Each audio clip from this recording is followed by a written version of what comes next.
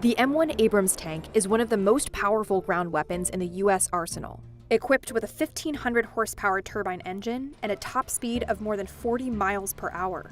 It comes with a 120mm cannon, 3 machine guns, and armor that can withstand frontal hits from enemy tanks with minimal damage. And these tanks could help Ukrainian forces take back Russian-occupied territories. But Pentagon officials have expressed concerns that these tanks could pose major logistical issues for Ukraine. The Abrams requires a lot of support, and if the Ukrainians don't have everything that it takes to operate the Abrams, they might end up being more of a detriment than they are a help. If Ukrainians want to take full advantage of the M1 Abrams tanks, they'll have to solve several major logistical challenges. So this binder right here, this contains all the information and coordinating details to operate a battalion of Abrams tanks for 4 days in the field. Dan Grazier is a Marine Corps veteran who operated Abrams tanks for almost a decade. All Western tanks are a lot more complex than the old Soviet tanks. There's a lot of upgraded electronics. They're much more intricately designed. Ukraine already has a lot of skilled tank operators who have experience working on older Soviet-era tanks, like T-72s.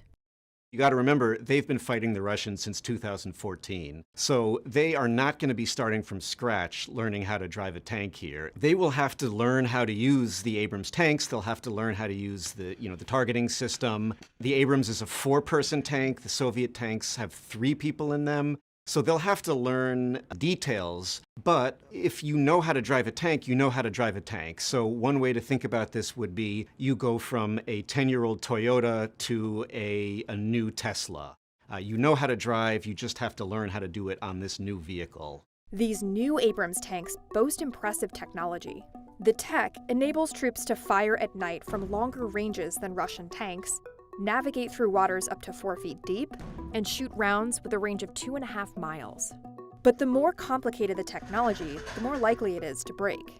And depending on what needs to be repaired, the parts may need to be sent all the way back to manufacturing plants in the US. Then, after they're repaired, they'll need to be sent back to Ukraine.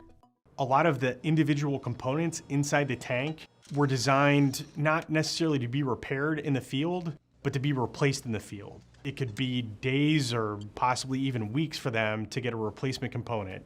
And if a tank has to wait on a replacement part?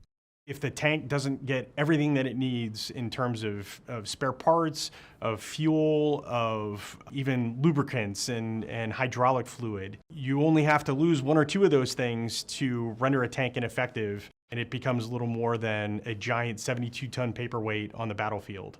And one of the most logistically difficult parts for maintaining an M1 Abrams tank is fueling it. The reluctance within the Pentagon to sending the Abrams tanks had a lot to do with how difficult it is to keep them in the fight. Abrams tanks use a lot of gas because they're very large, heavy vehicles. So it takes a great deal of energy to be able to even get that thing to start moving. In order to avoid the risk of running out of fuel, Abrams tanks typically travel with fuel trucks. The tanks can store about 500 gallons of fuel and can go about 275 miles on a single fill-up. And while it takes a lot of gas to start and run an Abrams tank, it also consumes a huge amount of fuel even when it's idle. Just the capacity is going to be the big challenge, just making sure that they have enough fuel to power these tanks. That might be a challenge for them. Tanks are only one part of the overall equation. The tanks require a lot of support. So they require refueler vehicles, they require maintenance vehicles, they require ammunition trucks, to support them. And if you take those out, if you're really able to disrupt that supply chain, then the tanks are irrelevant at that point. Tanks are able to get through a variety of terrains, but tank support vehicles can have a difficult time traveling through mud, snow, and other rough terrains. If conditions degrade, bridges are out, excessive mud, deep snow, that can all disrupt the supply chain and make it a lot harder to properly refuel and rearm those tanks. And for the tanks to operate the most effectively, Ukrainian forces will need to manage a pipeline of high-quality fuels. The turbine engine in the Abrams is a multi-fuel engine. The efficiency and the effectiveness of the engine would be reduced if you're using kind of a lower grade fuel. The kind of diesel fuel that the military uses will work quite well in the Abrams. As long as the Ukrainians have access to quality diesel fuel, they should be able to operate the Abrams just fine. But the US's Abrams tanks aren't the only tanks that Ukraine needs to plan for. It will need to manage supply chains to support multiple types of tanks, including its existing Soviet-era T-72s, Britain's Challenger 2s, Germany's Leopards, and the US's M1 Abrams tanks. And while other tanks may not require as much fuel as the Abrams, Grazier says Britain's Challenger 2 and Germany's Leopard are also technically more complex than Ukraine's current tanks. There are going to be some differences in the details as far as how they're supported. And I think that's going to be a big challenge for the Ukrainians in having to maintain 3 separate supply chains to be able to support these 3 different tanks that they're going to be receiving here over the next couple of months. So if Ukrainian forces will need to navigate complicated technology, gas-guzzling engines, and create multiple complex supply chains, why did the U.S. decide to send the Abrams tank?